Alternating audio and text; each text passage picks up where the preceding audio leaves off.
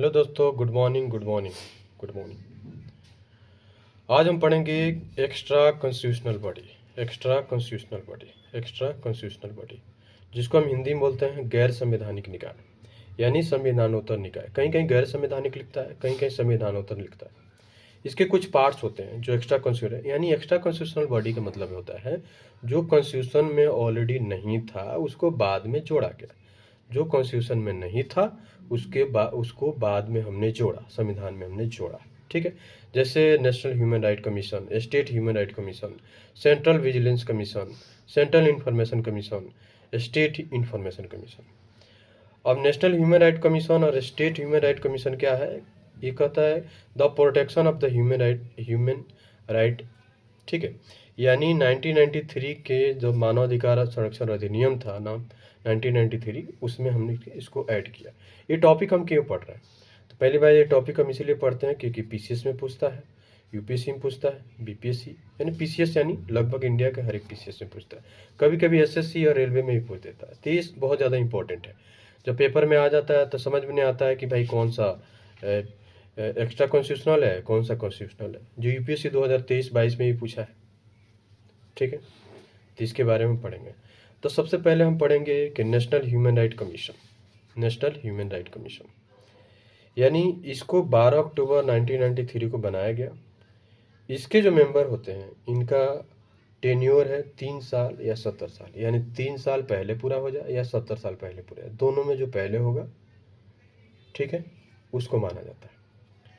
ये क्या होता है कि स्टैट्यूटरी बॉडी है, यानी वैधानिक निकाय है। वैधानिक निकाय वैसा निकाय होता है जिसको हमने संविधान में नहीं पहले रखा था, बाद में हमने ज़रूरत के हिसाब से उसको हमने क्या किया, इम्प्लीमेंट किया। उसको बोलते हैं स्टैट्यूटरी बॉडी यानी वैधानिक निकाय, जो संविधान में नहीं था। अभी नेशनल ह्यूमन राइट कमीशन के वर्तमान जो अध्यक्ष है यानी प्रेसिडेंट है, उनका नाम है Shri justice V Rama Subramaniam. Shri justice V Rama Subramaniam. इन लोगों की जो सैलरी होता है गवर्नमेंट, सेंट्रल गवर्नमेंट डिसाइड करती है कि कितनी सैलरी होगा, कितना नहीं होगा। ठीक है, अब आते हैं कि मानवाधिकार संरक्षण अधिनियम 1993 में बना था। इसको 2006 में सुधार किया गया। इसको 2006 में सुधार किया गया। अब आते हैं, इसके 2 अध्यक्ष होते हैं यानी सदस्य हैं। उसमें एक अध्यक्ष होते हैं, 5 अस्थायी सदस्य होते हैं और 7 अस्थायी, यानी एक प्रेसिडेंट होते हैं, एक होते हैं परमानेंट मेंबर, 5 होते हैं परमानेंट मेंबर और 7 होते हैं नॉन परमानेंट मेंबर। ठीक है, नॉन परमानेंट मेंबर 7 होते हैं, ध्यान रखना। एक जो इसके प्रेसिडेंट है वो कौन होते हैं? तो जो प्रेसिडेंट होते हैं जो सुप्रीम कोर्ट के रिटायर चीफ जस्टिस हो या अन्य सदस्य हो, सुप्रीम कोर्ट का हो, ध्यान रखना, हाई कोर्ट लगा देगा, सुप्रीम कोर्ट का वही पर्सन बन सकता है ह्यूमन राइट कमीशन के अध्यक्ष। क्लियर? अब आता है कि 5 जो परमानेंट मेंबर होते हैं, अस्थायी सदस्य, वो कौन कौन होते हैं? तो उसमें एक मेंबर होते हैं जो सुप्रीम कोर्ट के रिटायर्ड जज हो। क्लियर? यानी इसके जैसा ही हो सेम। एक होते हैं हाई कोर्ट के retire chief justice, not member. High court के रिटायर चीफ जस्टिस होते हैं, मेंबर नहीं होते हाई कोर्ट के। ठीक है, और 3 जो हुए उसमें मानवाधिकार के जानकार होते हैं। उसमें कम से कम एक महिला का होना अनिवार्य है। एक महिला हो सकती है, एक से ज़्यादा भी हो सकती है, बट एक कम से कम हो सकती है। ये हमने पढ़ा परमानेंट मेंबर के बारे में। अब पढ़ेंगे हम नॉन परमानेंट मेंबर। कौन कौन से नॉन परमानेंट मेंबर होते हैं? तो इसमें होते हैं 7 मेंबर। एक जो उसमें 7 में एक जो पर्सन होते हैं वो national commission of schedule caste के अध्यक्ष, दूसरा होता है national commission of schedule tribe के अध्यक्ष, और तीसरा होता है national commission of backward class के अध्यक्ष। चौथा होता है जो महिला आयोग है, महिला, उसके एक अध्यक्ष। 5वां राष्ट्रीय बाल अधिकार संरक्षण अध्यक्ष, यानी उसका बाल अधिकार का जो अध्यक्ष होते हैं वो होते हैं। और 6ठा होते हैं माइनॉरिटी। माइनॉरिटी जो होते हैं जो नॉन हिंदू, जैसे भारत में बोलते हैं नॉन हिंदू।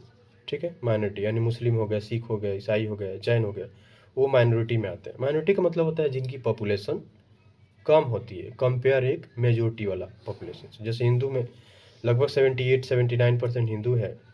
ठीक है, और बाकी जो हिंदू के अलावा जो रिलीजियस वाले पर्सन हैं उनकी पॉपुलेशन कम है, तो उसको माइनॉरिटी बोला जाता है। ठीक है, अब आते हैं 6ठे हो गए। 7वें में वो होते हैं जो डिसेबिलिटी, जो कमीशन बनता है ना डिसेबिलिटी, उनके जो अध्यक्ष होते हैं। यानी यहाँ ध्यान रखना है कि सबके प्रेसिडेंट ही होते हैं, चाहे नेशनल शेड्यूल कास्ट के हो, शेड्यूल ट्राइब के हो, बैकवर्ड के हो, वुमेन्स के हो, राष्ट्रीय बाल अधिकार के हो, माइनॉरिटी के हो या डिसेबिलिटी, सबके अध्यक्ष होते हैं। समझ गए। अब आता है इनकी नियुक्ति।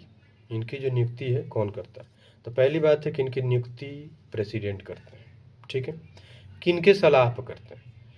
तो ये करते हैं प्राइम मिनिस्टर, होम मिनिस्टर, विपक्ष, विपक्ष यानी लोकसभा, राज्यसभा यानी विपक्ष यानी राज्यसभा, यानी लोकसभा राज्यसभा के विपक्ष, और लोकसभा के स्पीकर और राज्यसभा के वाइस चेयरमैन। इन सब ये 5-6 जो मेंबर हैं, 6 मेंबर, इन लोग के सलाह से ही प्रेसिडेंट करते हैं, अपने मर्जी से नहीं करते, इन लोगों के सलाह से करते हैं। क्लियर।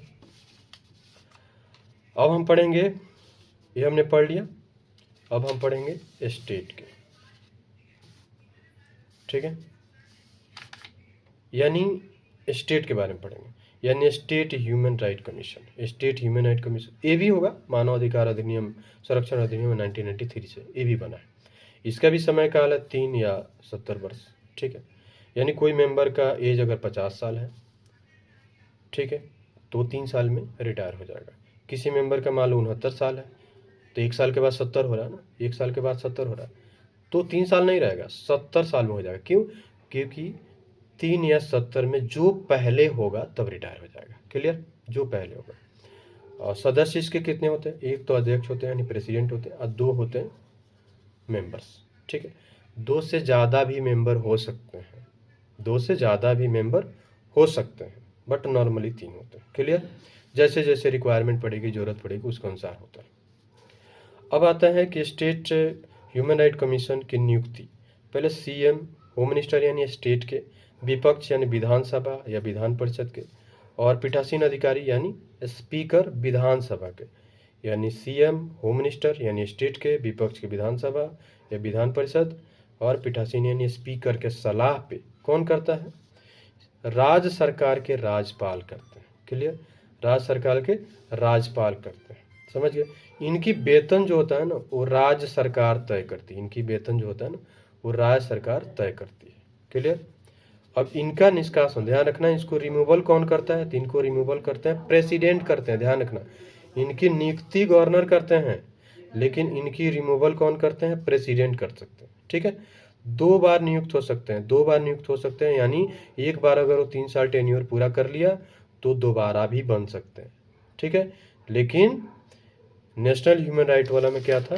नेशनल ह्यूमन राइट जो हमने पढ़ा इसमें दोबारा नहीं बन सकते। ठीक है, और इसमें क्या है कि इसमें हम बोल सकते हैं कि इसमें दोबारा भी बन सकते हैं।